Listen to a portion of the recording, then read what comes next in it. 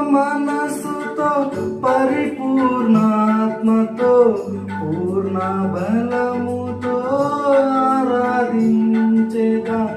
పూర్ణ మనసుతో పరిపూర్ణాత్మతో పూర్ణ బలముతో ఆరాధించేదా. నూతన సృష్టిగా నన్ను దాచినందున నీకే నా స్తోత్రార్పణలు. నూతన సృష్టిగా నన్ను దాచినందున నీకే నా స్తోత్రార్పణలు.